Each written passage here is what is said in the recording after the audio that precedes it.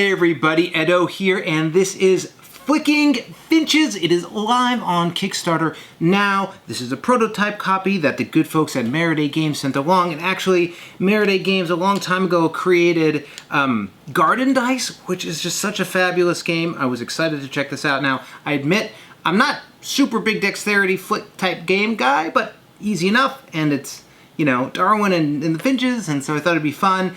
And I have to say, it exceeded my expectations. I dig the sort of smaller play size and some of the dynamics. This is like a lighter, easy to jump into flick game that is not like crazy. Like, it's pretty straightforward, it's pretty clean, which I dig. So what's going on? All right, well, each player has a bunch of Finches, and they come in these big discs and small discs. But basically, if you're not familiar with the tale of Darwin and evolution, basically this dude gets to these islands, he's on these expeditions, and he notices that each island has like a different finch, and he sees that they all like seem to come from the same base finch, and that's how he sort of shows evolution, that they all had a different beak for different things. That's it. So there's different finches.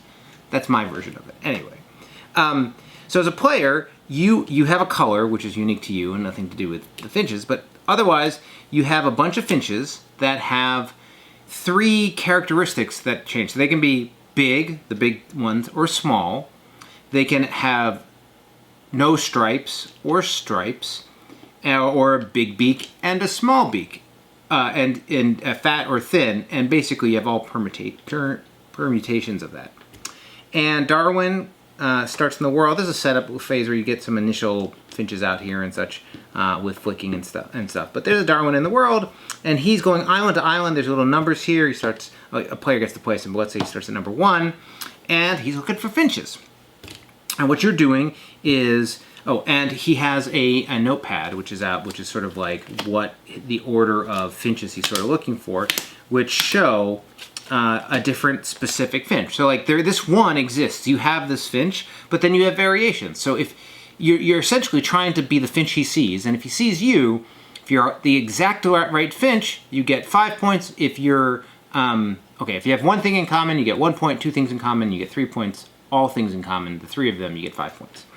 And that's what you were going to be doing, is trying to be the right finch at the right time in the right place. So at the start of your turn, you get a free evolve action where you can change one. Okay, sorry. Finches hatch. They hatch from their nest. You can hatch a finch. If you hatch a finch, you get a free flick. That's what hatching is. Flicking or flying is you're moving your finch around. If your finch hits Darwin, boop, Darwin's like, what? And he leaves. And he goes to the next one. So Darwin, the target, is moving if he gets hit or not. And when you hatch based on his position. So if he's in one, I'd actually hatch over here. So you never hatch right next to him. Okay. Evolve lets you take one of your finches and turn it into another one that's one different. So if this is big beak, stripes, large, big beak, stripes, small, I could swap them. So that's how you can sort of get the right finch in the right place. Otherwise, what you're trying to do is get in his vicinity. At which point, on your turn, if you use an action to chirp, he looks at the closest finch and scores it. So you're really working to get close but not hit with the right one and then chirp. But you might run out of action, so you might be closest, but didn't have enough time to chirp, and another player goes, and that player might try to knock you out, or knock him and get him to move, or all sorts of things. As when you do chirp, if it's a success or whatever, it gets moved and placed on the card, and you're basically playing through the cards until you've completed them all, or not them all. Based on the, I think it's 3 rounds of 5, so 15 of them. That's really the game. Again, it's pretty simple. What's nice is the different tokens work. The way Darwin moves around, if somebody else knocks you off, you get an egg. I think these are going to be colored by player, but it gives you a free hatch, like on a subsequent turn. And then there are these clouds for more advanced play that you put in the world, and they become like obstacles, which is neat. So you have to move around them. It's very simple. It's very straightforward. If you want a accessible, light flicking game that has sort of this evolution theme.